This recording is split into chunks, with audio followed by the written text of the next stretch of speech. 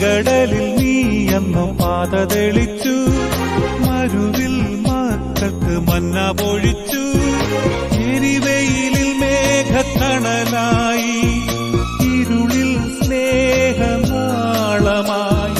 സീനായ് മാമല മുകളിൽ നീ നീതി പ്രമാണങ്ങൾ പകർന്നേകി.